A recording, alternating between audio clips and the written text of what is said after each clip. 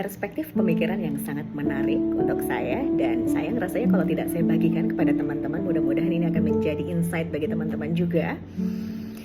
Kisah menarik ini berasal dari cerita nyata seorang peserta yang mengikuti seminar konferensi investasi dan juga keuangan di Amerika Serikat, yang kebetulan saat itu salah satu speakernya adalah Bill Gates. Wow, siapa yang nggak kenal dengan Bill Gates? Ya, penemu Microsoft yang kekayaannya saat ini terdeteksi sekitar 108,2 miliar US dollar Amerika Serikat dan menjadi urutan ke-13 orang terkaya di dunia. Wow, oke.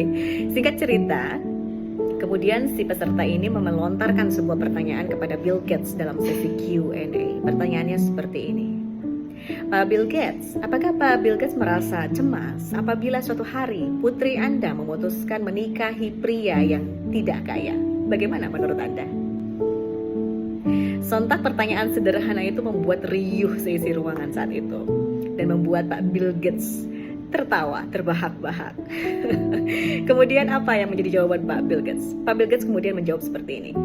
Karena pada saat itu suasana ruangan masih riuh dengan candaan tawa candanya para peserta mendengar pertanyaan yang sangat sederhana dan menggelitik tersebut. Pada akhirnya Pak Bill Gates kemudian bertanya balik sama audiens ya. Pertanyaan itu seperti ini. Mengapa Anda tertawa? Apakah Anda sudah bisa membayangkan apa jawaban saya?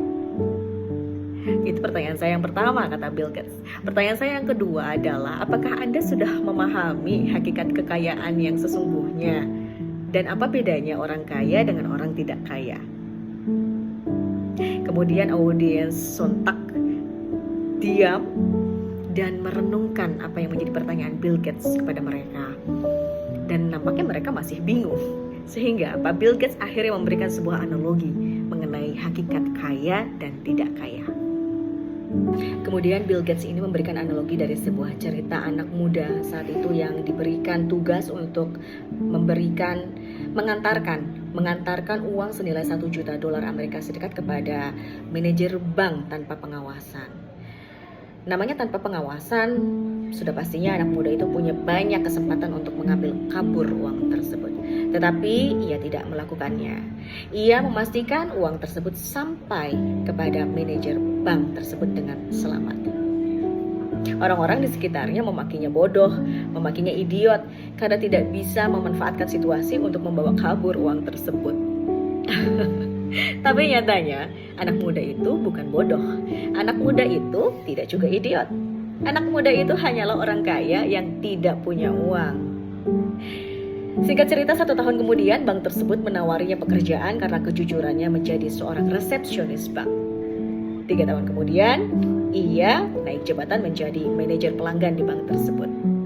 Dan 3 tahun kemudian, ia kemudian ditawari dan diangkat menjadi manajer regional bank tersebut. Dan gajinya dalam 1 bulan, ia melebihi dari apa yang bisa ia dapatkan kalau seandainya saat itu ia memutuskan untuk mencuri.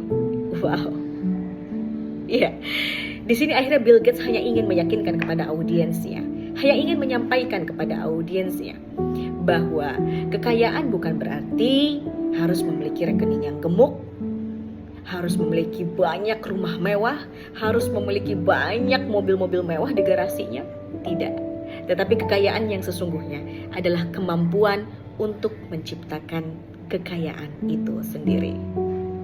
Wow, dari situ saya paham bahwa kaya dan tidak kaya ini bukan tentang harta. Kaya dan tidak kaya ini tentang mental seseorang. Mental orang yang kaya hanya butuh meyakinkan dirinya untuk mencari informasi, mencari pengetahuan, menambah keterampilan, dan meningkatkan kapasitas dirinya agar dirinya bisa lepas landas. Tapi orang yang tidak kaya hanya meyakinkan orang lain untuk memberinya uang agar dia bisa lepas landas. Jadi Anda mau pilih yang mana? Mau pilih jadi orang yang punya mental kaya, atau mau pilih jadi orang yang punya mental yang tidak kaya? Semoga cerita ini bisa menjadi inspirasi untuk Anda semua.